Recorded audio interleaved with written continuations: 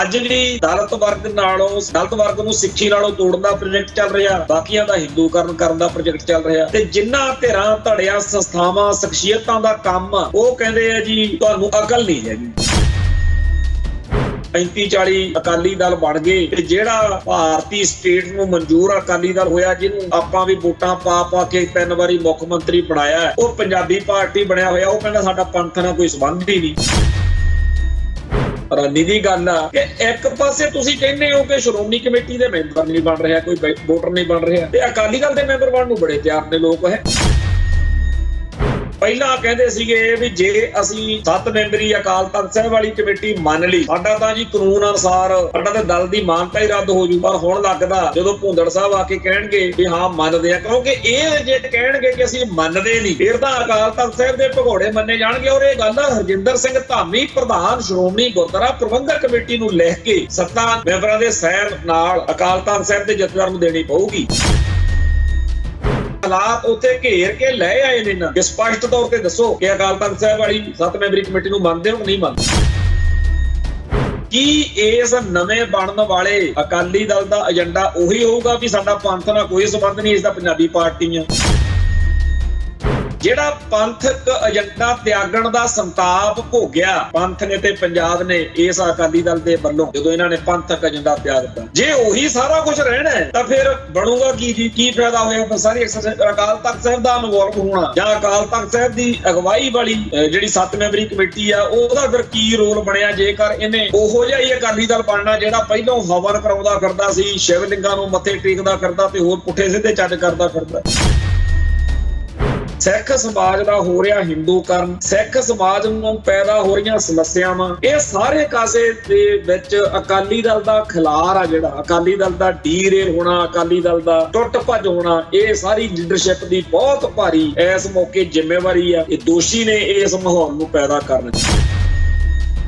ਦੁਸ਼ਮਣ ਨੇ ਜੋ ਕਰਨਾ ਉਹ ਤਾਂ ਕਰੀ ਜਾ ਰਹੇ, ਪਰ ਜਿਨ੍ਹਾਂ ਤੇ ਜ਼ਿੰਮੇਵਾਰੀ ਸੀ ਕਿ ਉਹ ਪੰਥ ਨੂੰ ਕੌਮ ਨੂੰ ਸੇਧ ਦੇਣਗੇ, ਤੇ ਉਹ ਕਹਿ ਦੇਣਗੇ ਜੀ ਅਸੀਂ ਤਾਂ ਸ਼੍ਰੋਮਣੀ ਕਮੇਟੀ 'ਚ ਦਖਲ ਨਹੀਂ ਕਰਦੇ, ਅਸੀਂ ਤਾਂ ਜੀ ਅਕਾਲ ਤਖ਼ਤ 'ਚ ਦਖਲ ਨਹੀਂ ਕਰਦੇ। TV 84 ਉੱਤੇ ਪ੍ਰੋਗਰਾਮ ਖਬਰ ਦੀ ਖਬਰ ਦੇਖ ਰਿਹਾ ਹੈ ਸਾਰੇ ਦਰਸ਼ਕਾਂ ਨੂੰ ਮੈਂ ਸਰਬਜੀਤ ਸਿੰਘ ਘੁਮਾਣ ਫਤਿਹ ਅਰਜ਼ ਕਰਦਾ ਜੀ। ਵਾਹਿਗੁਰੂ ਜੀ ਕਾ ਖਾਲਸਾ, ਵਾਹਿਗੁਰੂ ਜੀ ਕੀ ਫਤਿਹ। ਇੱਥੇ ਭਾਰਤ ਵਿੱਚ ਖਾਸ ਤੌਰ ਤੇ ਸੋਸ਼ਲ ਮੀਡੀਆ ਉੱਤੇ ਲਗਾਤਾਰ ਇਹ ਖਬਰ ਆ ਰਹੀ ਹੈ ਕਿ ਅਮਰੀਕਾ ਤੋਂ ਭਾਰਤ ਦੇ ਜਿਹੜੇ ਲੋਕ ਉੱਥੇ ਗੈਰ ਕਾਨੂੰਨੀ ਤਰੀਕੇ ਨਾਲ ਰਹਿੰਦੇ ਫੜੇ ਗਏ ਨੇ, ਉਹਨਾਂ ਦਾ ਜਹਾਜ਼ ਭਰ ਕੇ ਅੰਮ੍ਰਿਤਸਰ 에ਅਰਪੋਰਟ ਤੇ ਉਤਾਰਿਆ ਜਾਊ। ਇਸ ਖਬਰ ਦੇ ਅਰਥ ਜਿਹੜੇ ਨੇ ਉਹ ਆਪਾਂ ਨੂੰ ਸਭ ਨੂੰ ਪਤਾ ਕਿ ਬੀਤੇ ਦੌਰ ਵਿੱਚ ਜਿਹੜੇ ਲੋਕ ਇਸ ਮੁਲਕ ਦੇ ਵਿੱਚ ਰੋਜੀ ਰੋਟੀ ਦੇ ਕਰਕੇ ਜਾਂ ਹੋਰ ਬਹੁਤ ਸਾਰੇ ਕਾਰਨਾਂ ਕਰਕੇ ਆਪਣੇ ਪਰਿਵਾਰ ਨੂੰ ਪਾਲਣ ਲਈ ਬਹੁਤ ਔਖਾ ਤੇ ਜੋਖਮ ਸਿਰ ਤੇ ਝੱਲ ਕੇ ਉਹਨਾਂ ਮੁਲਕਾਂ 'ਚ ਪਹੁੰਚੇ ਜਿੱਥੇ ਉਹਨਾਂ ਨੂੰ ਲੱਗਦਾ ਸੀ ਕਿ ਭਾਰਤ ਨਾਲੋਂ ਸੌਖੇ ਰਵਾਂਗੇ। ਉਹਨਾਂ ਮੁਲਕਾਂ ਨੇ ਜਦੋਂ ਹੁਣ ਆਪਦੇ ਹਿੱਤਾਂ ਅਨੁਸਾਰ ਫੈਸਲੇ ਲਏ ਤਾਂ ਉਹਦਾ ਅਸਰ ਜਿਹੜਾ ਹੈਗਾ ਉਹ ਇਹੋ ਜਿਹਾ ਜਹਾਜ਼ ਨੇ। ਬਹੁਤ ਸਾਰੇ ਮੁਲਕਾਂ ਦੀਆਂ ਹੋਰਾਂ ਦੀਆਂ ਵੀ ਇਸੇ ਤਰੀਕੇ ਦੀਆਂ ਖਬਰਾਂ ਆ ਰਹੀਆਂ ਨੇ। ਕੈਨੇਡਾ, ਅਮਰੀਕਾ ਤੇ ਹੋਰਨਾਂ ਮੁਲਕਾਂ ਦੇ ਸੰਬੰਧਾਂ ਦੇ ਬਾਰੇ ਜਿਹੜੀ ਚਰਚਾ ਇੰਟਰਨੈਸ਼ਨਲ ਲੈਵਲ ਤੇ ਚੱਲ ਰਹੀ ਆ, ਉਹ ਆਪਣੇ ਸਭ ਦੇ ਸਾਹਮਣੇ। ਭਾਰਤ ਦੇ ਵਿੱਚ ਜਿਹੜਾ ਪੰਜਾਬ ਆ, ਪੰਜਾਬ ਦੇ ਵਿੱਚ ਜਦੋਂ 1978 ਤੋਂ ਸਾਡਾ ਸੰਘਰਸ਼ ਚੱਲਿਆ ਤਾਂ ਇੱਥੇ ਪੁਲਿਸ ਨੂੰ ਜਿਹੜੇ ਖੁੱਲੇ ਹੱਕ ਦਿੱਤੇ ਗਏ ਕਿ ਉਹਨਾਂ ਸਾਰਿਆਂ ਨੂੰ ਮਾਰ ਸੁੱਟੋ, ਭਜਾ ਦਿਓ, ਕਤਲ ਕਰ ਦਿਓ, ਨਸਲਕੁਸ਼ੀ ਕਰ ਦਿਓ, ਜਿਹੜੇ ਆਪਦੇ ਹਿੱਤਾਂ ਦੀ ਗੱਲ ਕਰਦੇ ਹੈ। ਤਾਂ ਉਸ ਮੌਕੇ ਬਹੁਤ ਸਾਰੇ ਭੈਣ ਭਰਾ ਦੀਆਂ ਜਾਨਾਂ ਬਚਾਉਣ ਲਈ ਉਹਨਾਂ ਮੁਲਕਾਂ ਵੱਲ ਪ੍ਰਵਾਸ ਕਰਨ। ਉਹਨਾਂ ਮੁਲਕਾਂ ਨੇ ਬਹੁਤ ਸਾਰਿਆਂ ਨੂੰ ਸਾਂਭਿਆ ਵੀ, ਪਰ ਇਹ ਵੀ ਯਕੀਨੀ ਆ ਗੱਲ ਕਿ ਬਹੁਤ ਸਾਰਿਆਂ ਨੂੰ ਹੋਰ ਕਾਰਨਾਂ ਕਰਕੇ ਜਾਣਾ ਪਿਆ ਪੰਜਾਬ ਦੇ ਲੋਕਾਂ ਨੂੰ, ਸਿੱਖਾਂ ਨੂੰ, ਤੇ ਉੱਥੇ ਉਹਨਾਂ ਨੇ ਜਾ ਕੇ ਸਿਆਸੀ ਸ਼ਰਨ ਲੈਣ ਲਈ ਆਪਦੇ ਆਪ ਨੂੰ ਸਟੇਟ ਦੇ ਪੀੜਤ ਵੀ ਦਰਸਾਇਆ ਹੋਏਗਾ। ਕੁੱਲ ਮਿਲਾ ਕੇ ਜਿਹੜੇ ਲੋਕ ਅਮਰੀਕਾ ਵਿੱਚ ਗੈਰ ਕਾਨੂੰਨੀ ਤਰੀਕੇ ਨਾਲ ਗਏ ਜਾਂ ਜਿਹੜੇ ਸਾਡੇ ਭਰਾ ਹੁਣ ਉੱਥੇ ਜਾਣ ਦੇ ਲਈ ਤਰਲੋ ਮੱਛੀ ਹੋ ਰਹੇ ਨੇ, ਉਹਨਾਂ ਸਾਰਿਆਂ ਨੂੰ ਜਾਣਾ ਨਾ ਪੈਂਦਾ ਜੇ ਸਾਡਾ ਆਪ ਦਾ ਕੁਝ ਬਣਿਆ ਹੁੰਦਾ, ਜੇ ਆਪ ਦਾ ਮੁਲਕ ਹੁੰਦਾ, ਜੇ ਆਪ ਦੀ ਧਰਤੀ ਹੁੰਦੀ, ਆਪ ਦੇ ਹਿੱਤ ਦੇਖਦੇ ਅਸੀਂ।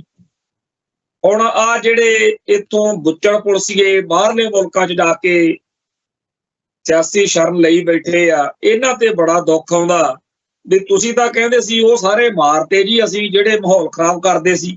ਹੁਣ ਜੇ ਤੁਸੀਂ ਪੰਜਾਬ ਇੰਨਾ ਵਧੀਆ ਬਣਾ ਲਿਆ ਵਾ, ਜੇ ਤੁਸੀਂ ਭਾਰਤ ਦੇ ਇਸ਼ਾਰੇ ਉੱਤੇ ਚੱਲ ਕੇ ਇੰਨਾ ਚੰਗਾ ਮੁਲਕ ਬਣਾ ਲਿਆ, ਹੁਣ ਇੱਥੇ ਰਹੋ, ਫਿਰ ਤੁਸੀਂ ਕਾਹਤੋਂ ਆਪਣੇ ਟੱਬਰਾਂ ਸਮੇਤ ਬਾਹਰਲੇ ਮੁਲਕਾਂ ਨੂੰ ਭੱਜੇ ਜਾਂਦੇ ਹੋ। ਜਿਹੜੀ ਆਪਾਂ ਕੱਲ ਗੱਲ ਕਰਦੇ ਸੀ, ਅੱਜ 4 ਫਰਵਰੀ ਹੋਣ ਕਰਕੇ CBI ਦੀ ਅਦਾਲਤ ਨੇ ਉਹਨਾਂ ਦੋਨਾਂ ਪੁਲਸੀਆਂ ਦੇ ਖਿਲਾਫ ਜਿਹੜਾ ਫੈਸਲਾ ਸੁਣਾਇਆ ਤੇ ਦੋਨਾਂ ਬੁੱਚੜ ਪੁਲਸੀਆਂ ਨੂੰ, ਗੁਰਭਿੰਦਰ ਸਿੰਘ ਤੇ ਪੁਰਸ਼ੋਤਮ ਸਿੰਘ ਨੂੰ ਉਮਰ ਕੈਦ ਦੀ ਸਜ਼ਾ ਸੁਣਾਈ ਗਈ ਹੈ, ਜਿਨ੍ਹਾਂ ਨੇ ਇੱਕ ਫੌਜੀ ਬਲਦੇਵ ਸਿੰਘ ਦੇਬੇ ਨੂੰ ਤੇ ਲਖਵਿੰਦਰ ਸਿੰਘ ਲੱਖੇ ਨੂੰ ਕਤਲ ਕੀਤਾ ਸੀ 1992 ਦੇ ਵਿੱਚ ਫੇਕ ਐਨਕਾਊਂਟਰ ਬਣਾ ਕੇ।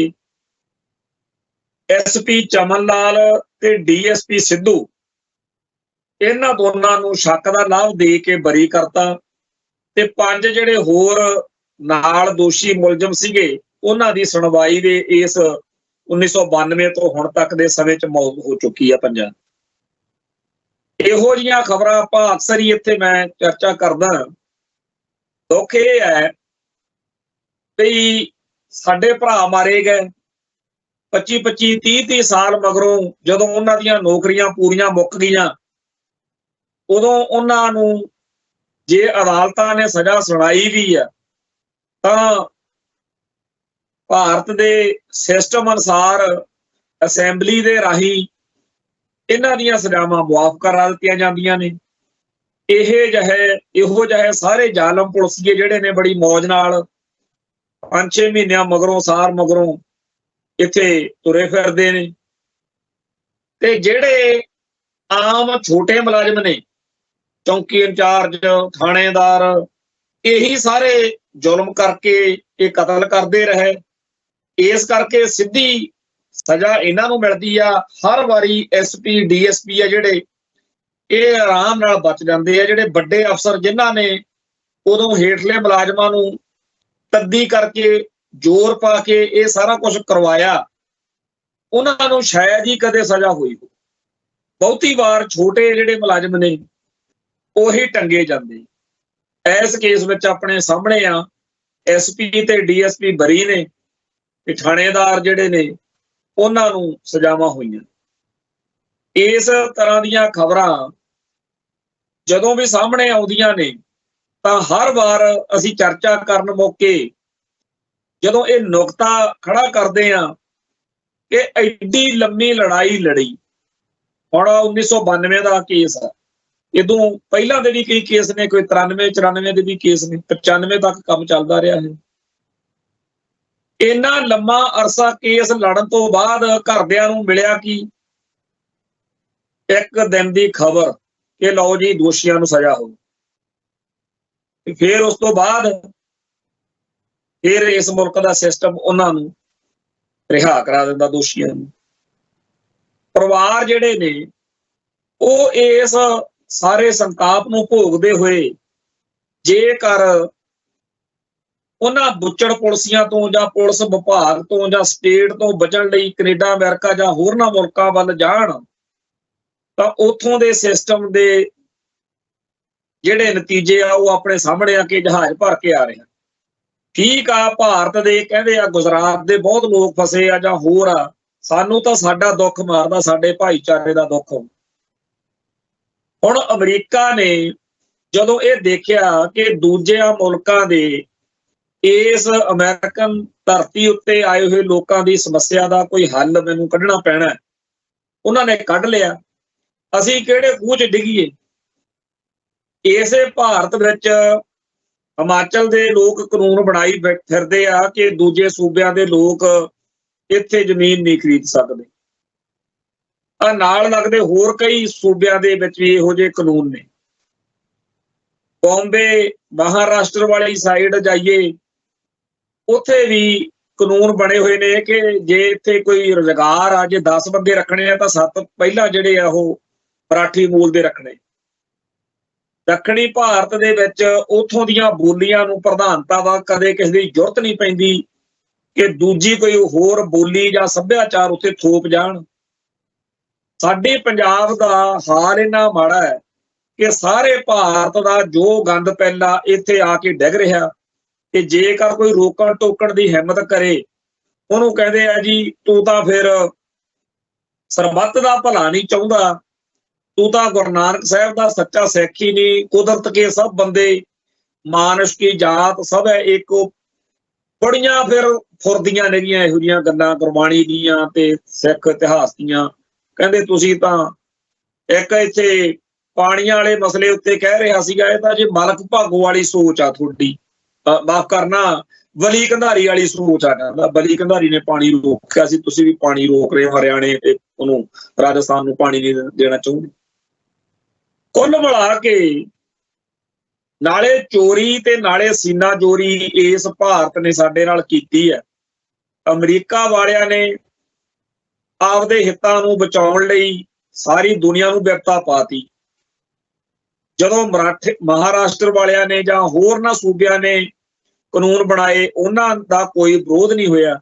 ਪਰ ਜੇ ਪੰਜਾਬ ਦੇ ਵਿੱਚੋਂ ਕਦੇ ਆਵਾਜ਼ ਉੱਠੇ ਕਿ ਸਾਡੀ ਬੋਲੀ, ਸਾਡਾ ਧਰਮ, ਸਾਡੀ ਧਰਤੀ ਦੇ ਹਿੱਤ ਸੁਰੱਖਿਅਤ ਕਰਨ ਲਈ ਸਾਨੂੰ ਚਾਹੀਦਾ ਹੈ ਕਿ ਅਸੀਂ ਵੀ ਇੱਥੇ ਇਹ ਕਾਨੂੰਨ ਬਣਾਈਏ ਕਿ ਦੂਜੇ ਸੂਬਿਆਂ ਦੇ ਲੋਕ ਆ ਜਿਹੜੇ ਉਹ ਜਿੰਨੇ ਕੁ ਆਗੇ, ਇਸ ਤੋਂ ਵੱਧ ਅਸੀਂ ਨਹੀਂ ਚੱਲ ਸਕਦੇ। ਜਿਵੇਂ ਅਮਰੀਕਾ ਜਾਂ ਮਹਾਰਾਸ਼ਟਰ ਜਾਂ ਹੋਰਨਾਂ ਸੂਬਿਆਂ ਦੇ ਕਾਨੂੰਨ ਬਣੇ, ਸਾਡੇ ਇੱਥੇ ਦੁਆਲੇ ਸਾਰਾ ਮੁਲਕ ਹੋ ਜੂ। ਸਾਨੂੰ ਕਹਿਣਗੇ ਜੀ ਨਸਲਵਾਦ ਕਰਦੇ ਪ੍ਰਵਾਸੀਆਂ ਦੇ ਖਿਲਾਫ, ਤੇ ਪ੍ਰਵਾਸੀ ਕੀ ਚੰਦ ਚਾੜਦੇ ਆ ਉਹ ਕੋਈ ਚੇਤੇ ਨਹੀਂ ਕਰਦਾ। ਅੱਜ ਵੀ ਖਬਰ ਇੱਕ ਹੁਸ਼ਿਆਰਪੁਰ ਤੋਂ ਆਈ ਆ, ਉੱਥੇ ਬਹੁਤ ਭਾਰੀ ਗੁੰਡਾਗਰਦੀ ਜਿਹੜੀ ਆ ਉਹ ਗੈਰ ਪੰਜਾਬੀਆਂ ਨੇ ਕੀਤੀ ਹੈ ਤੇ ਲੋਕਾਂ ਦਾ ਕਟਾਪਾ ਚਾੜਿਆ। ਕੁੰਬੜਾ ਪਿੰਡ ਮੋਹਾਲੀ ਕੋਲ, ਉੱਥੇ ਤਾਂ ਮੁੰਡੇ ਮਾਰ ਹੀ ਦਿੱਤੇ ਸੀ। ਸਾਰੇ ਭਾਰਤ ਦੇ ਵਿੱਚੋਂ ਆਏ ਹੋਏ ਇਹ ਗੈਰ ਪੰਜਾਬੀ ਜਿਹੜੇ ਲੋਕ ਨੇ, ਉਹ ਨਾਲੇ ਸਾਡੀ ਬੋਲੀ ਦਾ, ਸਾਡੇ ਹਿੱਤਾਂ ਦਾ ਘਾਣ ਕਰਦੇ ਆ ਤੇ ਨਾਲੇ ਸਾਡੇ ਛੱਤਰ ਫੇਰ ਰਹੇ ਨੇ। ਤੇ ਫਿਰ ਵੀ ਪਤਾ ਨਹੀਂ ਇਹ ਬਿਮਾਰੀ ਸਾਡੇ 'ਚ ਕਿਉਂ ਆ ਕਿ ਇਸ ਪੰਜਾਬ ਦੇ ਵਿੱਚ ਬੈਠੇ ਬਹੁਤ ਸਾਰੇ ਲੋਕ ਇਸ ਵਰਤਾਰੇ ਦੀ ਹਮਾਇਤ ਕਰ ਰਹੇ ਨੇ ਕਿ ਦੂਜੇ ਸੂਬਿਆਂ ਦੇ ਲੋਕ ਆ ਜਿਹੜੇ, ਉਹਨਾਂ ਦੀ ਬੜੀ ਲੋੜ ਆ।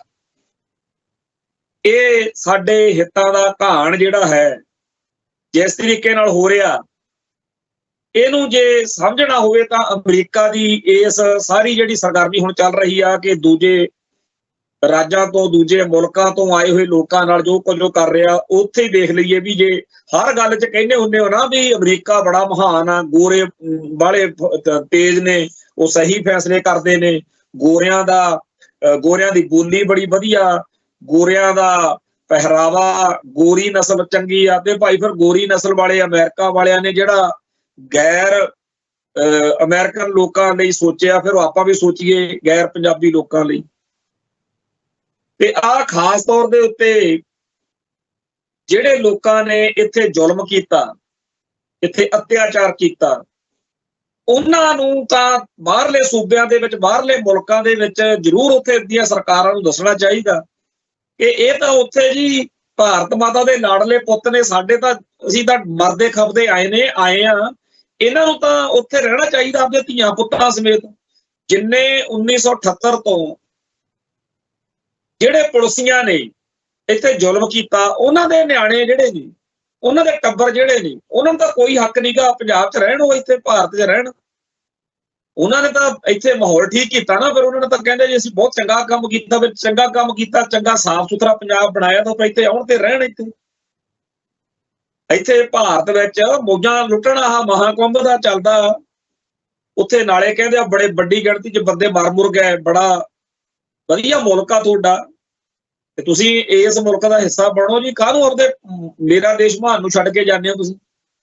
ਸਾਨੂੰ ਤਾਂ ਚਲੋ ਬਿਰਤਾ ਪਈ ਹੋਈ ਆ, ਸਾਡੀ ਤਾਂ ਰੋਜੀ ਰੋਟੀ ਦਾ ਵੀ ਸਵਾਲ ਆ, ਸਾਡੀ ਜਾਨ ਮਾਲ ਦਾ ਵੀ ਸਵਾਲ ਆ, ਸਾਡੇ ਇੱਜ਼ਤ ਸਤਿਕਾਰ ਦਾ ਵੀ ਸਵਾਲ ਆ, ਸਾਡੇ ਹਿੱਤਾਂ ਦਾ ਵੀ ਸਵਾਲ ਆ। ਤੁਹਾਡਾ ਤਾਂ ਇਹ ਮੁਲਕ ਆ ਜੀ, ਤੁਸੀਂ ਇਸ ਮੁਲਕ ਲਈ ਤਾਂ ਏਡੀਆਂ ਕੁਰਬਾਨੀਆਂ ਕੀਤੀਆਂ ਨੇ, ਫਿਰ ਕੁਰਬਾਨੀਆਂ ਦੇ ਬਾਅਦ ਹੁਣ ਜਾਂਦੇ ਕਾਹਤੋਂ ਇਸ ਮੁਲਕ ਨੂੰ ਛੱਡ ਕੇ? ਸੋ ਇਸ ਮਾਹੌਲ ਦੇ ਵਿੱਚ ਜਦੋਂ ਕਿ ਹੁਣ ਉਹਨਾਂ ਮਾਮਲਿਆਂ ਦੀਆਂ ਸੁਣਵਾਈਆਂ ਹੋਣ ਲੱਗੀਆਂ ਨੇ, ਜਿਨ੍ਹਾਂ ਮਾਮਲਿਆਂ ਦੇ ਵਿੱਚ ਸਾਡੇ ਨਾਲ ਦੇ ਭਰਾ ਜਿਹੜੇ ਆ ਉਦੋਂ ਇਸ ਤਰੀਕੇ ਨਾਲ ਕਤਲ ਕੀਤੇ ਗਏ, ਤਾਂ ਅੱਜ ਦਾ ਜਿਹੜਾ ਦੌਰ ਆ ਉਹ ਸਟੇਟ ਕੀ ਕਰ ਰਹੀ ਆ, ਡੀਪ ਸਟੇਟ ਕਹਿ ਲਓ, RSS ਕਹਿ ਲਓ, ਹਕੂਮਤ, ਨਿਜ਼ਾਮ, ਜਿਹੜਾ ਮਰਜ਼ੀ ਨਾਂ ਦੇ ਲਓ, ਕਰ ਕੀ ਰਹੇ ਨੇ? ਪੰਜਾਬ ਨੂੰ, ਪੰਜਾਬ ਦੀ ਪਛਾਣ ਨੂੰ, ਪੰਥਕ ਤੌਰ ਦੇ ਉੱਤੇ ਵੀ ਇੱਥੇ ਸਿੱਖ ਵਸਦੇ ਆ, ਪੱਗਾਂ ਦਾੜੇ ਵਾਲੇ ਵਸਦੇ ਆ, ਇਹਨੂੰ ਖਤਮ ਕਰਨਾ। ਜਿਹੜੀਆਂ ਗੱਲਾਂ ਦੇ ਕਰਕੇ ਪੰਜਾਬ ਦਾ, ਪੰਥ ਦਾ ਸਤਿਕਾਰ ਆ ਉਹ ਖਤਮ ਕਰਨੀਆਂ ਨੇ।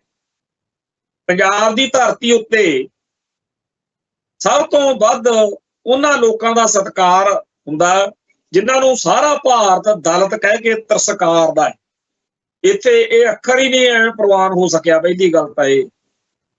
ਤੇ ਉਹ ਦੱਬੇ ਕੁਚਲੇ ਦਰੜੇ ਹੋਏ ਲੋਕਾਂ ਨੂੰ ਸਿੱਖ ਧਰਮ ਕਰਕੇ ਇਸ ਧਰਤੀ ਉੱਤੇ ਕਦੇ ਉਹੋ ਜਿਹਾ ਬਾਹਰਲੇ ਸੂਬਿਆਂ 'ਚ ਹੁੰਦਾ ਵੀ ਘੋੜੀ ਤੇ ਨਹੀਂ ਚੜ੍ਹਨ ਦੇਣਾ, ਐਨਕ ਕਿਉਂ ਲਾਈ ਆ, ਸੋਹਣੇ ਕੱਪੜੇ ਕਿਉਂ ਪਾਏ ਆ, ਜੁੱਤੀ ਕਿਉਂ ਪਹਿਨੀ ਆ, ਇਸ ਤਰੀਕੇ ਨਾਲ ਉੱਥੇ ਜੂਦ ਪਤਾਣ ਹੁੰਦਾ। ਤੇ ਫਿਰ ਉਹ ਕਹਿੰਦੇ ਵੀ ਇਹ ਨੇ ਵੀ ਤੁਹਾਡੇ ਨਾਲ ਜੇ ਕੋਈ ਕੁੱਤੇ ਖਾਣੀ ਹੋ ਰਹੀ ਆ ਤਾਂ ਠੀਕ ਹੋ ਰਹੀ ਆ, ਤੁਸੀਂ ਨੀਚ ਜਾਤੀ 'ਚ ਪੈਦਾ ਹੋਏ ਸੀ, ਤੁਹਾਡੇ ਤਾਂ ਇਹਦਾ ਧਰਮ ਅਨੁਸਾਰ ਤੁਹਾਡੇ ਨਾਲ ਠੀਕ ਹੋ ਰਹੀ ਆ, ਮਨੂ ਸਿਮਰਤੀ ਬ੍ਰਾਹਮਣਵਾਦ ਅਨੁਸਾਰ ਬਿਲਕੁਲ ਸਹੀ ਹੋ ਰਿਹਾ ਤੁਹਾਡੇ ਨਾਲ। ਪਰ ਸਾਡੇ ਪੰਜਾਬ ਦੀ ਧਰਤੀ ਉੱਤੇ ਜੇਕਰ ਕੋਈ ਕਰ ਬੈਠੇ ਬ੍ਰਾਹਮਣਵਾਦੀ ਅਸਰ ਹੇਠ ਇਹੋ ਜਿਹੀ ਹਰਕਤ, ਤਾਂ ਸਾਰਾ ਸਮਾਜ ਉਹਨੂੰ ਟੁੱਟ ਕੇ ਪੈ ਜਾਊਗਾ ਵੀ ਤੂੰ ਗਲਤ ਕਰ ਰਿਹਾ। ਇਹ ਕਿਉਂ ਹੁੰਦਾ? ਕਿਉਂਕਿ ਇਹ ਸਿੱਖ ਕੌਮ ਦਾ, ਸਿੱਖ ਹੋਮਲੈਂਡ ਆ, ਇੱਥੇ ਏਦਾਂ ਮਨਜ਼ੂਰ ਨਹੀਂ ਹੁੰਦਾ। ਇਸ ਧਰਤੀ ਉੱਤੇ ਹੁਣ ਡਾਕਟਰ ਅੰਬੇਦਕਰ ਅਤੇ ਭਗਤ ਰਵਿਦਾਸ ਜੀ ਦੇ ਬਹਾਨੇ ਇੱਕ ਪੂਰੀ ਖੇਡ ਖੇਡੀ ਜਾ ਰਹੀ ਹੈ, ਜਿਹਦੇ ਉੱਤੇ ਪਿਛਲੇ 10-15 ਦਿਨ ਤੋਂ ਲਗਾਤਾਰ ਹੁਣ ਤੁਸੀਂ ਦੇਖ ਸਕਦੇ ਹੋ ਕਿ ਬੀਜੇਪੀ ਨੇ ਪੂਰਾ ਜ਼ੋਰ ਲਾਇਆ ਪਿਆ ਤੇ ਹਰ ਰੋਜ਼ ਕੋਈ ਨਾ ਕੋਈ ਨਵਾਂ ਸਾਪੋ ਕੱਢਦੇ ਆ ਕਿ ਜੇ ਅਸੀਂ ਜਾਂਚ ਕਰਾਂਗੇ, ਇਹ ਜੀ ਡਾਕਟਰ ਅੰਬੇਦਕਰ ਸਾਹਿਬ ਦੀ ਜਿਹੜੀ ਇੱਥੇ ਭਰਾਵਾਂ ਦੇ ਢਾਬੇ ਕੋਲ ਗੁਰਦੁਆਰਾ ਸੰਤੋਖਸਰ ਤੇ ਕੋਤਵਾਲੀ ਦੇ ਕੋਲ ਜਿਹੜੇ ਬੁੱਤ ਦੀ ਬੇਹੁਰਮਤੀ ਕੀਤੀ ਆ ਕਿਸੇ ਨੇ। ਹੁਣ ਇਸ ਘਟਨਾ ਦੀ ਤਾਂ ਸਭ ਨੂੰ ਸਮਝ ਆ, ਪਰ ਇਹ ਤੋਂ ਬਿਨਾਂ ਪਿਛਲੇ ਲਗਾਤਾਰ 10-15 ਸਾਲਾਂ ਤੋਂ ਮਹਿਸੂਸ ਕੀਤਾ ਜਾ ਰਿਹਾ ਸੀ। ਬਹੁਤ ਸਾਰੇ ਇਹੋ ਜਿਹੇ ਵਰਤਾਰੇ ਚੱਲ ਰਹੇ ਨੇ, ਖਾਸ ਤੌਰ ਦੇ ਉੱਤੇ ਭਗਤ ਰਵਿਦਾਸ ਜੀ ਦਾ ਨਾਮ ਲੈ ਕੇ। ਹੁਣ ਸਿੱਖ ਫਲਸਫੇ ਅਨੁਸਾਰ ਉਹਨਾਂ ਦਾ ਸਤਿਕਾਰ ਦੇ ਨਾਲ ਨਾਮ ਭਗਤ ਰਵਿਦਾਸ ਜੀ ਆਉਂਦਾ। ਭਗਤਾਂ ਦੀ ਬਾਣੀ ਜਿੱਥੇ ਸ਼ਬਦ ਆ ਗੁਰੂ ਗ੍ਰੰਥ ਸਾਹਿਬ ਜੀ ਦੇ ਵਿੱਚ, ਜਾਂ ਸ਼੍ਰੋਮਣੀ ਭਗਤ ਭਾਈ ਗੁਰਦਾਸ ਜੀ ਦਾ 12 ਦੇ ਵਿੱਚ ਵੀ ਉਹਨਾਂ ਦਾ ਇਸ ਤਰੀਕੇ ਨਾਲ ਜ਼ਿਕਰ।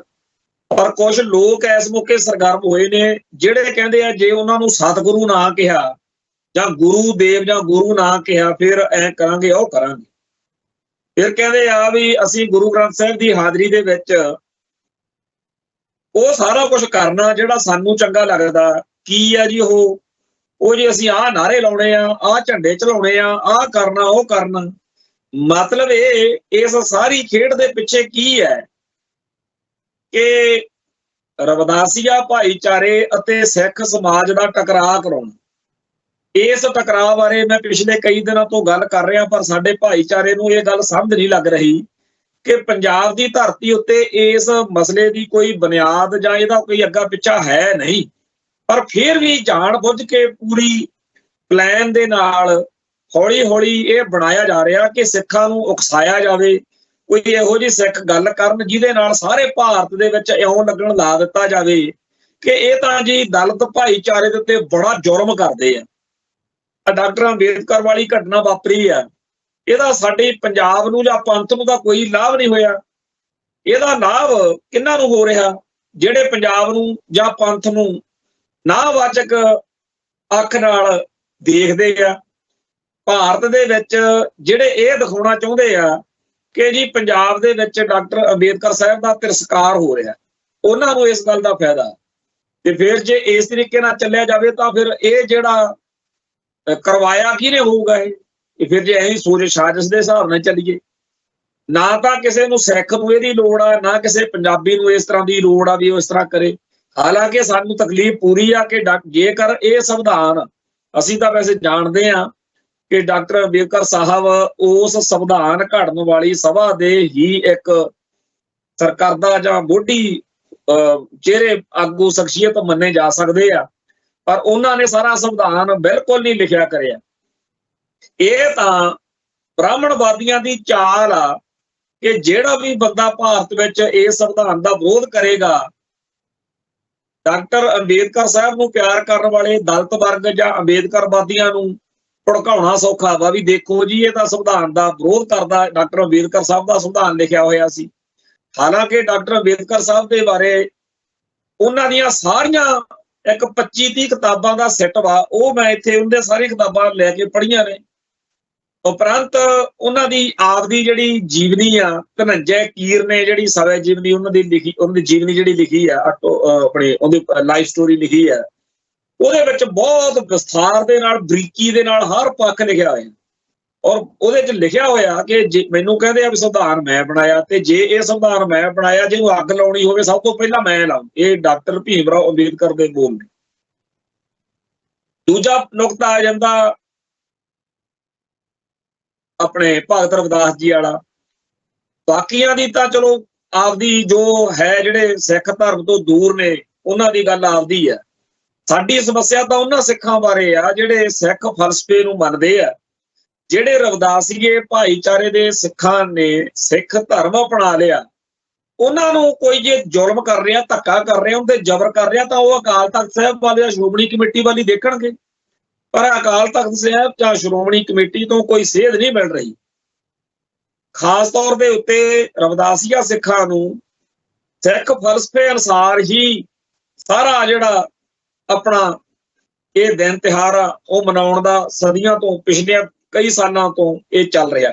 ਮਾਲਵੇ ਦੇ ਜਿਸ ਖਿੱਤੇ 'ਚ ਮੈਂ ਜੀਵਨ ਗੁਜ਼ਾਰਿਆ, ਅਸੀਂ ਤਾਂ ਉੱਥੇ ਸਾਰਾ ਕੁਝ ਇਹੀ ਦੇਖਿਆ ਕਿ ਉਵੇਂ ਜਿਵੇਂ ਹੋਰ ਸਿੱਖਾਂ ਦੇ ਆਪਣੇ ਦਿਨ ਤਿਉਹਾਰ ਮਨਾਏ ਜਾਂਦੇ ਆ, ਉਵੇਂ ਮਨਾਇਆ ਜਾਂਦਾ। ਭਗਤ ਰਵਿਦਾਸ ਜੀ ਕਿਹਾ ਜਾਂਦਾ, ਭਗਤ ਰਵਿਦਾਸ ਕਹਿ ਕੇ ਹੀ ਸਾਰੇ ਉੱਥੇ ਕਥਾ ਕੀਰਤਨ ਜਾਂ ਜਿਹੜੇ ਕਵੀਸ਼ਰ ਨੇ, ਢਾਡੀ ਨੇ, ਉਹ ਗਾਉਂਦੇ ਆ ਉਹਨਾਂ ਦੀ ਜੀਵਨੀ ਜੋ ਵੀ ਹੈ।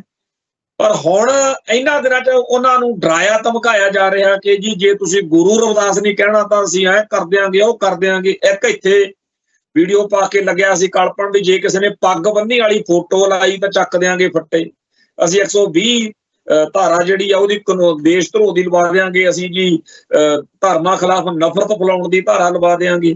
ਇਹ ਜਿਹੜਾ ਸਾਰਾ ਕੁਝ ਬਣ ਰਿਹਾ, ਇਹਦੇ 'ਚ ਸ਼੍ਰੋਮਣੀ ਕਮੇਟੀ ਦਾ, ਅਕਾਲ ਤਖਤ ਸਾਹਿਬ ਦਾ ਰੋਲ ਬਣਦਾ ਕਿ ਉਹ ਉਹਨਾਂ ਰਵਿਦਾਸੀਆਂ ਨੂੰ, ਰਵਿਦਾਸੀਆ ਸਿੱਖਾਂ ਨੂੰ, ਉਹਨਾਂ ਨੂੰ ਸੱਦ ਕੇ ਇੱਕ ਮੀਟਿੰਗ ਉਹਨਾਂ ਨਾਲ ਕਰਨ, ਤੇ ਫਿਰ ਦੂਜੇ ਜਿਹੜੇ ਲੋਕ ਕਹਿੰਦੇ ਆ ਵੀ ਅਸੀਂ ਆਹ ਕਰਾਂਗੇ, ਉਹ ਕਰਾਂਗੇ, ਉਹਨਾਂ ਨੂੰ ਸਮਝਾਇਆ ਜਾਵੇ ਕਿ ਭਾਈ ਜਦੋਂ ਸਾਰੇ ਭਾਰਤ ਵਿੱਚ ਦਲਿਤਾਂ ਨੂੰ ਦਰੜਿਆ ਜਾ ਰਿਹਾ ਸੀ, ਉਸ ਮੌਕੇ ਜਿਸ ਧਰਮ ਨੇ ਬਾਹ ਫੜੀ, ਅੱਜ ਉਸ ਧਰਮ ਦੇ ਖਿਲਾਫ ਡਟ ਕੇ ਤੁਸੀਂ ਕਿਹਦਾ ਭਲਾ ਕਰੋਗੇ? ਕੀ ਇਹ ਖੇਡ ਖੇਡੀ ਜਾ ਰਹੀ? ਕਿਵੇਂ ਤੁਸੀਂ ਇੱਥੇ ਪਹਿਲਾਂ ਹੀ ਬੜਾ ਵਾਪਰ ਰਿਹਾ। ਮੈਂ ਇਹ ਗੱਲ ਬੜੀ ਚੰਗੀ ਤਰ੍ਹਾਂ ਜਾਣਦਾ ਹੈ ਕਿ ਪਹਿਲਾਂ ਵੀ ਸਾਡੇ ਸਮਾਜ ਦੇ ਦਰੜੇ ਹੋਏ ਲੋਕਾਂ ਨੂੰ ਕਿਸੇ ਨਾ ਕਿਸੇ ਤਰੀਕੇ ਨਾਲ ਸਿੱਖ ਫਲਸਫੇ ਤੋਂ ਦੂਰ ਕਰਕੇ ਸਿੱਖ ਸਮਾਜ ਦਾ ਅੰਗ ਬਣਨ ਤੋਂ ਰੋਕਿਆ ਜਾ ਰਿਹਾ। ਚੇਤੇ ਕਰੋ ਜਦੋਂ ਨਰਕਧਾਰੀਆਂ ਦਾ ਚੱਲਿਆ, ਉਦੋਂ ਵੀ ਦਲਿਤ ਭਾਈਚਾਰੇ ਦੇ ਲੋਕਾਂ ਨੂੰ ਕਿਹਾ ਗਿਆ। ਇੱਥੇ ਇੱਕ ਸਤਿੰਦਰਪਾਲ ਸਿੰਘ ਕਪੂਰ, ਉਹਨਾਂ ਦੀ ਕਿਤਾਬ ਸੀ ਸੰਤ ਭਿੰਡਰਾਂ ਵਾਲੇ, ਉਹਨਾਂ 'ਚ ਬੜਾ ਵਿਸਥਾਰ ਨਾਲ ਲਿਖਿਆ ਹੋਇਆ ਕਿ ਉਦੋਂ ਦਲਿਤ ਜਾਂ ਗਰੀਬ ਲੋਕਾਂ ਨੂੰ, ਪਛੜੇ ਵਰਗਾਂ ਦੇ ਲੋਕਾਂ ਨੂੰ ਕਰਜ਼ੇ ਦੇਣ ਮੌਕੇ, ਨੌਕਰੀ ਦੇਣ ਮੌਕੇ ਇੱਕ ਤਰੀਕੇ ਨਾਲ ਕਿਹਾ ਜਾਂਦਾ ਸੀ ਵੀ ਜੇ ਤੁਸੀਂ ਕੰਮ ਕਰਾਉਣਾ ਨਾ ਤਾਂ ਤੁਹਾਨੂੰ ਨਿਰੰਕਾਰੀ ਬਣਨਾ ਪਊ, ਨਕਲੀ ਨਿਰੰਕਾਰੀ। ਤੇ ਇਹ ਗੱਲ 1977 'ਚ ਜਦੋਂ ਸਰਕਾਰ ਬਣੀ ਬਾਦਲ ਦਲ ਵਾਲੀ, ਬਾਦਲ ਦੀ ਸਰਕਾਰ, ਮੁੱਖ ਮੰਤਰੀ ਬਣਿਆ, ਉਦੋਂ ਉਹਦੇ 'ਚ ਕਿਤਾਬ 'ਚ ਲਿਖਿਆ ਹੋਇਆ ਕਿ ਇੱਕ ਨੋਟ ਜਿਹੜਾ ਸੀ ਉਹ ਮੁੱਖ ਮੰਤਰੀ ਨੂੰ ਦਿਖਾਇਆ ਗਿਆ ਕਿ ਸੈਕਟਰੀਏਟ ਦੇ ਵਿੱਚ ਨਕਲੀ ਨਿਰੰਕਾਰੀਆਂ ਦਾ ਪੱਖ ਪੂਰਨ ਵਾਲਾ ਇੱਕ ਬਹੁਤ ਵੱਡਾ ਟੋਲਾ, ਅਫਸਰਾਂ ਦਾ ਟੋਲਾ ਵਾ, ਗਰੁੱਪ ਆ, ਤੇ ਉਸ ਗਰੁੱਪ ਨੇ ਹੇਠਾਂ ਤੱਕ ਪਕੜ ਬਣਾਈ ਹੋਈ ਆ। ਆਪਾਂ ਨੂੰ ਪਤਾ DC ਨਿਰੰਜਨ ਸਿੰਘ ਦਾ ਇਕੱਲਾ ਦੇਖਿਆ, ਹੋਰ ਬੜੇ ਸੀ ਛੋਟੇ ਵੱਡੇ ਅਫਸਰ। ਬੜਾ ਲੋਕਾਂ ਨੂੰ ਗਿਆਨ ਅੱਜ ਦੇ ਸਮੇਂ 'ਚ, ਪਰ ਇਹ ਅੱਜ ਵੀ ਨਹੀਂ ਪਤਾ ਕਿ ਬਹੁਤ ਸਾਰੇ ਇਹੋ ਜਿਹੇ ਮਹਿਕਮੇ ਆ, ਜਿਵੇਂ ਬਿਜਲੀ ਬੋਰਡ ਤੇ FCI ਜਾਂ ਹੋਰ, ਜਿਹੜੇ ਉੱਥੇ ਹੇਠਲੇ ਵਰਗਾਂ 'ਚੋਂ ਭਰਤੀ ਕਰਨੇ ਹੁੰਦੇ ਸੀ, ਉਹਨਾਂ ਨੂੰ ਪਹਿਲਾਂ ਕਿਹਾ ਜਾਂਦਾ ਸੀ ਨਿਰੰਕਾਰੀਆਂ ਦੇ ਜਾਣਾ ਸ਼ੁਰੂ ਕਰਨਾ ਪਊ। ਉਵੇਂ ਹੀ ਉਦੋਂ ਇਹਨਾਂ ਲੋਕਾਂ ਨੂੰ ਸਿੱਖੀ ਨਾਲੋਂ ਤੋੜਿਆ ਗਿਆ। ਫਿਰ ਡੇਰਾ ਬਿਆਸ, ਡੇਰਾ ਭਨਿਆਰਾ, ਡੇਰਾ ਨੂਰ ਮਹਿਲ ਜਾਂ ਹੋਰ ਜਿੰਨੇ ਐਂਟੀ ਪੰਥਕ ਡੇਰੇ ਆ, ਜਿੰਨਾ ਸਾਧਵਾਦ ਆ, ਇਹ ਸਾਰਾ ਸਿੱਖੀ ਨਾਲੋਂ ਤੋੜ ਕੇ ਹੋਰ ਪਾਸੇ ਇਹਨਾਂ ਨੂੰ ਤੋਰਨ ਲਈ ਜਿਹੜੇ ਦੱਬੇ ਕੁਚਲੇ ਸਮਾਜ ਦੇ ਵਰਗ ਨੇ, ਉਹਨਾਂ ਦੇ ਉੱਤੇ ਪੂਰਾ ਇੱਕ ਏਜੰਡੇ ਦੇ ਰੂਪ 'ਚ ਕੰਮ ਕਰਦਾ ਹੈ। ਤੁਹਾਡੇ ਸਾਹਮਣੇ ਹੈ, ਮਾਝੇ ਦੇ ਵਿੱਚ ਬੜੀ ਵੱਡੀ ਇੱਕ ਲਹਿਰ ਚੱਲ ਰਹੀ ਆ ਕਿ ਦਰੜੇ ਦੱਬੇ ਕੁਚਲੇ ਲੋਕਾਂ ਨੂੰ ਈਸਾਈ ਭਾਈਚਾਰੇ ਨਾਲ ਜੋੜਨਾ। ਜਦੋਂ ਕਿ ਪਿੱਛੇ ਜੇ ਅਸਲੀ ਈਸਾਈਆਂ ਨੇ, ਗਿਆਨੀ ਹਰਪ੍ਰੀਤ ਸਿੰਘ ਜਦੋਂ ਅਕਾਲ ਤਖ਼ਤ ਸਾਹਿਬ ਦੇ ਕਾਰਜਕਾਰੀ ਜਥੇਦਾਰ ਸੀ, ਉੱਥੇ ਮੀਟਿੰਗ ਹੋਈ ਤੇ ਇਹ ਗੱਲ ਸਪਸ਼ਟ ਤੌਰ ਤੇ ਕਹੀ ਕਿ ਇਹ ਜਿਹੜਾ ਪੰਜਾਬ 'ਚ ਚਮਤਕਾਰਾਂ ਨਾਲ ਜਾਂ ਹੋਰ ਢੰਗ ਤਰੀਕਿਆਂ ਨਾਲ ਲੋਕਾਂ ਨੂੰ ਈਸਾਈ ਮਤ ਦੇ ਵਿੱਚ ਲਿਆਉਣ ਦਾ ਚੱਲ ਰਿਹਾ, ਇਹਦੇ ਨਾਲ ਸਾਡਾ ਕੋਈ ਲਿੰਕ ਨਹੀਂ। ਤੇ ਇਸ ਤਰ੍ਹਾਂ ਨਾਲ ਆਪਾਂ ਜੇ ਮੋਟਾ ਜਿਹਾ ਰਿਜ਼ਲਟ ਕੱਢੀਏ ਤਾਂ ਪੰਜਾਬ ਦੀ ਧਰਤੀ ਉੱਤੇ ਦਲਿਤ ਵਰਗ ਨੂੰ, ਦਲਿਤ ਸਿੱਖਾਂ ਸਮੇਤ ਸਾਰੇ ਦਲਿਤਾਂ ਨੂੰ ਇੱਕ ਟਾਰਗੇਟ, ਇੱਕ ਨਿਸ਼ਾਨੇ ਦੇ ਰੂਪ 'ਚ, ਇੱਕ ਏਜੰਡੇ ਦੇ ਰੂਪ 'ਚ ਸਿੱਖੀ ਤੋਂ ਦੂਰ ਕਰਨ ਦਾ ਪ੍ਰੋਜੈਕਟ ਚੱਲ ਰਿਹਾ। ਇਸ ਪ੍ਰੋਜੈਕਟ ਦੇ ਸ਼ਿਕਾਰ ਬਣੇ ਹੋਏ, ਪੀੜਤ ਬਣੇ ਹੋਏ ਲੋਕਾਂ ਨਾਲ ਹੇਟ ਕਰਨੀ, ਨਫ਼ਰਤ ਕਰਨੀ ਗਲਤ ਆ। ਇਹ ਸਾਨੂੰ ਸਮਝ ਕੇ ਇਸ ਰੋਗ ਨੂੰ, ਇਹਦੇ ਉੱਤੇ ਪੂਰਾ ਕੰਮ ਕਰਨ ਦੀ ਲੋੜ ਆ। ਪਰ ਆਪਣੇ ਬਹੁਤ ਸਾਰੇ ਭਰਾ ਇੱਕਦਮ ਤੜਕ ਫੜਕ ਦੇ ਵਿੱਚ ਕੋਈ ਇਹੋ ਜਿਹੀ ਗੱਲ ਕਰ ਬੈਂਦੇ ਆ, ਜਿਹਦੇ ਨਾਲ ਜਿਨ੍ਹਾਂ ਸਾਡੇ ਸਮਾਜ ਦੇ ਸਿੱਖ ਭਾਈਚਾਰੇ ਦੇ ਹਿੱਸਾ ਬਣਾਉਣ ਦੀ ਜਿਹੜੇ ਥਾਂ, ਉਹ ਬੰਦੇ ਹੋਰ ਅਸੀਂ ਪਰਾਂ ਨੂੰ ਧੱਕਦੇ ਆ। ਸੋ ਬੜੀ ਭਾਰੀ ਲੋੜ ਆ ਇਸ ਗੱਲ ਦੀ। ਪਰ ਕਰੀਏ ਕਿ ਜਿਨ੍ਹਾਂ ਨੇ ਇਹ ਡਿਊਟੀਆਂ ਸਾਂਭਣੀਆਂ ਸੀ, ਉਹ ਤਾਂ ਜਿਵੇਂ ਬਾਬਾ ਹਰਨਾਮ ਸਿੰਘ ਦੀ ਚਰਚਾ ਕਈ ਦਿਨਾਂ ਦੀ ਚੱਲ ਰਹੀ ਆ, ਤੇ ਅੱਜ ਇੱਕ ਬਿਆਨ ਆਇਆ ਅਖਬਾਰਾਂ 'ਚ, ਉਹ ਬਿਆਨ ਫੈਡਰੇਸ਼ਨ ਮਹਿਤਾ ਦਾ। ਹੁਣ ਇਹ ਫੈਡਰੇਸ਼ਨ ਮਹਿਤਾ ਦਾ ਬਿਆਨ ਆ ਜਿਹੜਾ, ਉਹ ਕਹਿੰਦੇ ਜੀ ਬਾਬਾ ਜੀ ਜਿਹੜੇ ਨੇ ਉਹ ਬਹੁਤ ਸਹੀ ਕੰਮ ਕੀਤਾ, ਉਹਨਾਂ ਨੇ ਕੋਈ ਗਲਤ ਗੱਲ ਨਹੀਂ ਕੀਤੀ ਜਿਹੜਾ ਉੱਥੇ ਗਏ ਨੇ। ਆਪਾਂ ਨੂੰ ਸਭ ਨੂੰ ਪਤਾ ਕਿ ਬਾਬਾ ਜਰਨੈਲ ਸਿੰਘ ਜੀ ਖਾਲਸਾ ਭਿੰਡਰਾਂ ਵਾਲਿਆਂ ਦੇ ਮੋਢੇ ਨਾਲ ਮੋਢਾ ਜੋੜ ਕੇ ਜਿਨ੍ਹਾਂ ਸਿੱਖ ਨੌਜਵਾਨਾਂ ਨੇ ਉਦੋਂ ਆਲ ਇੰਡੀਆ ਸਿੱਖ ਸਟੂਡੈਂਟਸ ਫੈਡਰੇਸ਼ਨ ਦੇ ਪ੍ਰਧਾਨ ਭਾਈ ਅਮਰੀਕ ਸਿੰਘ ਦੇ ਵੇਲੇ ਜ਼ਿੰਮੇਵਾਰੀਆਂ ਸਮਝੀਆਂ ਤੇ ਨਿਭਾਈਆਂ ਵੀ, ਉਹ ਬਾਅਦ ਵਿੱਚ ਮਾਹੌਲ ਬਣਿਆ ਤੇ ਉਹਦੇ ਚੋਂ ਫੈਡਰੇਸ਼ਨ ਦੇ ਕਈ ਹਿੱਸੇ ਬਣੇ, ਉਹਨਾਂ ਚੋਂ ਹੀ ਇੱਕ ਫੈਡਰੇਸ਼ਨ ਮਹਿਤਾ। ਤੇ ਅੱਜ ਇਹ ਸਾਡੇ ਭਰਾ ਜਿਹੜੇ ਨੇ, ਇਹਨਾਂ ਦੀ ਜ਼ਿੰਮੇਵਾਰੀ ਤਾਂ ਇਹ ਬਣਦੀ ਸੀ ਕਿ ਇਹ ਕਹਿੰਦੇ ਕਿ ਭਾਈ ਗਲਤ ਗੱਲ ਆ, ਸਿੱਖੀ ਦਾ ਹਿੰਦੂਕਰਨ, ਸਿੱਖੀ ਦਾ ਬਾਹਮਣੀਕਰਨ ਕਰਨ ਦਾ ਜਿਹੜਾ ਪ੍ਰੋਜੈਕਟ ਚੱਲ ਰਿਹਾ, ਹੁਣ ਸਿੱਖਾਂ ਦੇ ਇੱਕ ਹਿੱਸੇ ਨੂੰ ਤਾਂ ਉਕਸਾ ਕੇ ਦਲਿਤ ਭਾਈਚਾਰੇ ਨੂੰ ਸਿੱਖੀ ਤੋਂ ਬਾਗੀ ਕੀਤਾ ਜਾ ਰਿਹਾ, ਬਾਕੀਆਂ ਦਾ ਬਾਹਮਣੀਕਰਨ ਕੀਤਾ ਜਾ ਰਿਹਾ। ਜਦੋਂ ਅਕਾਲੀ ਲੀਡਰਸ਼ਿਪ ਸ਼ਿਵਲਿੰਗ ਨੂੰ ਮੱਥੇ ਟੇਕੂ, ਹਵਨ ਕਰੂ, ਸਿੱਖ ਰਹਿਤ ਮਰਿਆਦਾ ਤੋਂ ਦੀਆਂ ਧੱਜੀਆਂ ਉਡਾਊ, ਤਾਂ ਆਮ ਬੰਦੇ ਦਾ ਵੀ ਜੀ ਕਰਦਾ ਆਪਣੇ ਵਿਆਹਾਂ 'ਚ, ਆਪਣੇ ਘਰਾਂ 'ਚ ਖੁਸ਼ੀ ਗਮੀ ਮੌਕੇ ਆਪਾਂ ਕਿੰਨਾ ਕੁਝ ਉਹ ਕਰਨ ਲੱਗ ਪਏ, ਜਿਹੜੇ ਆਪਣੇ ਬਜ਼ੁਰਗ ਸੀ ਉਹਨਾਂ ਨੇ ਕਦੇ ਨਹੀਂ ਸੀ ਸੋਚਿਆ ਹੋਣਾ ਕਿ ਸਾਡੇ ਪੋਤੇ ਪੋਤੀਆਂ ਆਹ ਬ੍ਰਾਹਮਣਵਾਦੀ ਕਰਮਕਾਂਡ ਕਰਿਆ ਕਰਨਗੇ। ਅੱਜ ਅਸੀਂ ਹਵਾ ਜੀ ਕਰਦੇ ਆ, ਜੇ ਕੋਈ ਰੋਕੇ ਟੋਕੇ ਕਿ ਅਸੀਂ ਤਾਂ ਜੀ ਇਹ ਕਰਾਂਗੇ, ਸਾਨੂੰ ਇਹੋ ਜਿਹਾ ਫਤੂਰ ਚੜਿਆ ਪਿਆ ਕਿ ਅੱਜ ਕਿਸੇ ਨੂੰ ਕੋਈ ਰੋਕ ਟੋਕ ਨਹੀਂ ਸਕਦਾ। ਉਹਨਾਂ ਗੁਰਮਤ ਵਿਰੋਧੀ ਕਾਰਿਆਂ ਦੀ ਜਿਹੜੀ ਹਮਾਇਤ ਕਰਨੀ, ਵਕਾਲਤ ਕਰਨੀ, ਤੇ ਇਹ ਸਾਡੇ ਪੂਰੇ ਭਾਈਚਾਰੇ ਨੂੰ ਜਿਸ ਤਰੀਕੇ ਨਾਲ ਨਿਗਲਿਆ ਜਾ ਰਿਹਾ, ਹੜੱਪਿਆ ਜਾ ਰਿਹਾ, ਜਜ਼ਬ ਕੀਤਾ ਜਾ ਰਿਹਾ, ਇਹਦੇ ਉੱਤੇ ਜਿਨ੍ਹਾਂ ਦੀ ਜ਼ਿੰਮੇਵਾਰੀ ਬਣਦੀ ਹੈ ਉਹ ਤਾਂ ਸਾਰੇ ਦੂਜੇ ਪਾਸੇ ਵੱਲ ਭੁਗਤਣ ਲੱਗੇ ਹੋਏ ਨੇ। ਇਹ ਕੌਮ ਬਚੂ ਕਿਵੇਂ? ਕੌਮ ਬਚਾਉਣੀ ਆ ਕਿ ਮਰਵਾਉਣੀ ਆ? ਗੱਲ ਤਾਂ ਇੱਥੇ ਕਿ ਖੜੀ ਆ।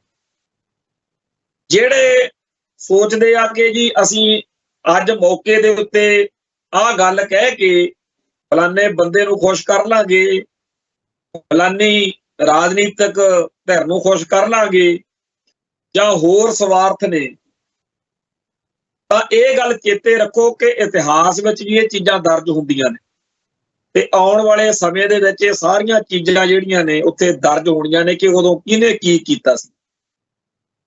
ਸਰਦਾਰ ਕਪੂਰ ਸਿੰਘ ਜੀ ਸਾਚੀ ਸਾਖੀ ਦੇ ਵਿੱਚ 5-6 ਲਾਈਨਾਂ ਲਿਖ ਗਏ।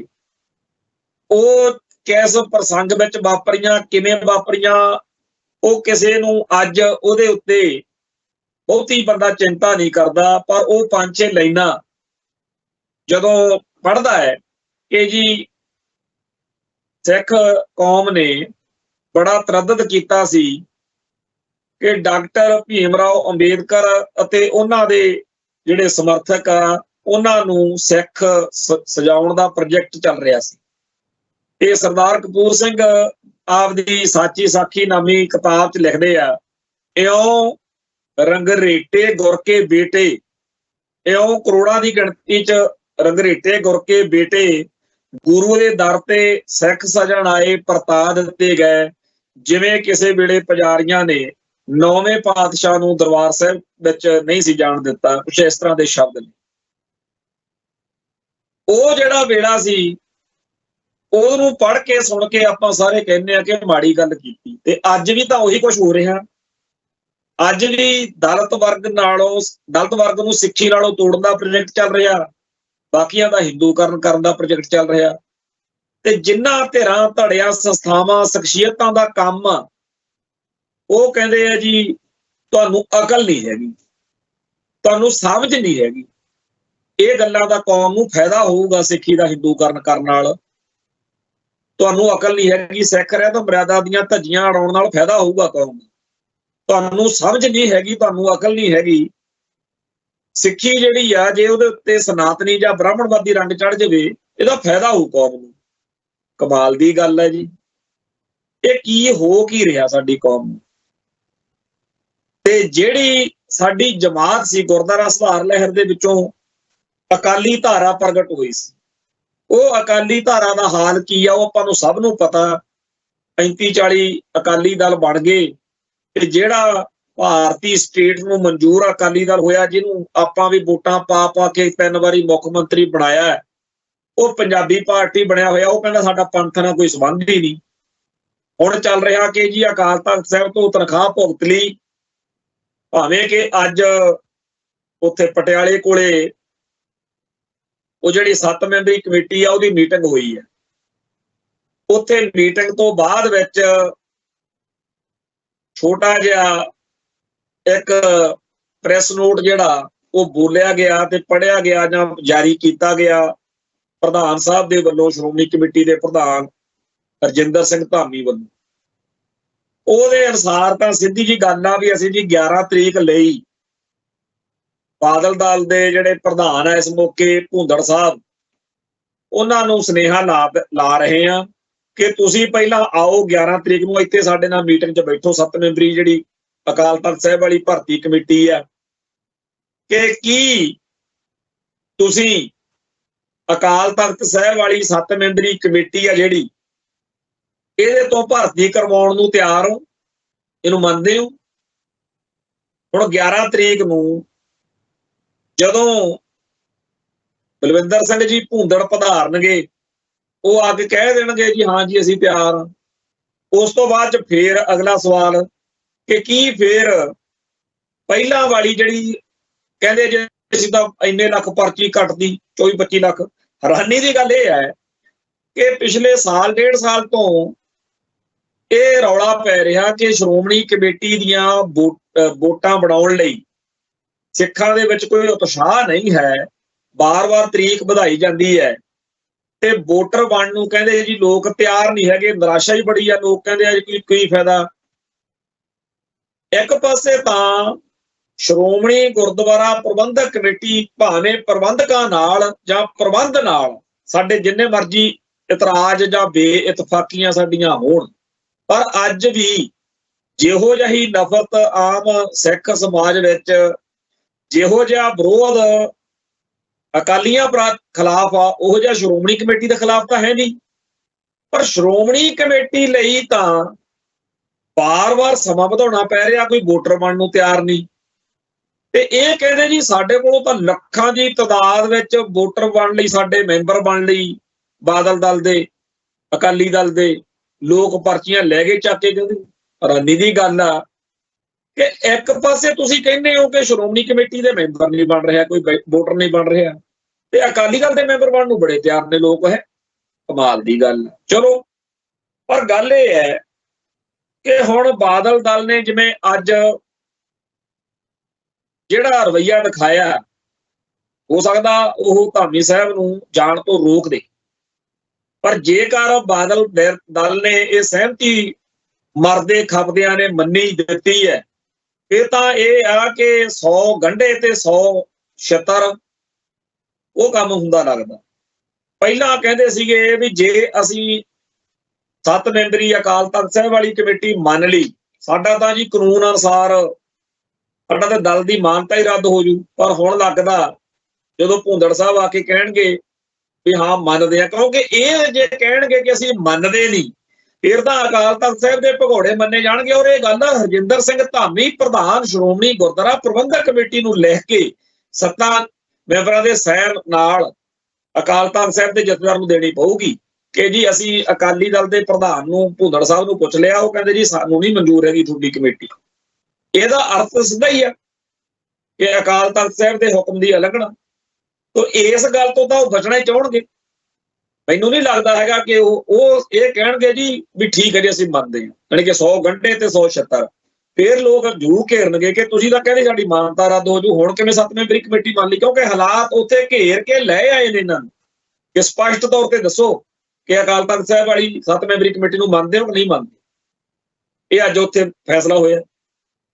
ਦੂਜੀ ਗੱਲ, ਜਦੋਂ ਇਹ ਜਿਹੜੀ ਭਰਤੀ ਕਰੀ ਫਿਰਦੇ ਆ ਉਹਦੇ ਬਾਰੇ ਫਿਰ ਹੋਊਗਾ ਅਗਲਾ ਵੀ ਉਹਨੂੰ ਜੇ ਤਾਂ ਸਾਤੋਂ ਭਰਤੀ ਕਰਾਉਣੀ ਆ ਫਿਰ ਪਹਿਲੋਂ ਵਾਲੀ ਸਾਰੀ ਰੱਦ ਕਰਨੀ ਪੈਣੀ ਆ, ਕਿਉਂਕਿ ਕੱਲ ਤੋਂ ਬੇਸ਼ੁਮਾਰ ਇਹੋ ਜਿਹੇ ਬਿਆਨ, ਐਲਾਨ, ਸੁਨੇਹੇ ਇਸ 7 ਮੈਂਬਰੀ ਕਮੇਟੀ ਨੂੰ ਲੱਗ ਚੁੱਕੇ ਆ ਕਿ ਸਿੱਧਾ ਤੌਰ ਤੇ ਕਹੋ ਕਿ ਜਿਹੜੀ ਤੁਸੀਂ ਆ ਭਰਤੀ ਦੀਆਂ ਪਰਚੀਆਂ ਜਾਂ ਵੰਡਤੀਆਂ ਨੇ ਬਾਦਲਦਾਰ ਵਾਲਿਓ, ਇਹ ਰੱਦ ਨੇ, ਅਸੀਂ ਦੇਵਾਂਗੇ ਪਰਚੀਆਂ, ਅਸੀਂ ਕਰਾਂਗੇ ਸਾਰੀ ਚੀਜ਼ ਦੀ ਨਜ਼ਰਸਾਨੀ, ਜਿਹੜੀ 7 ਮੈਂਬਰੀ ਭਰਤੀ ਕਮੇਟੀ ਹੈ।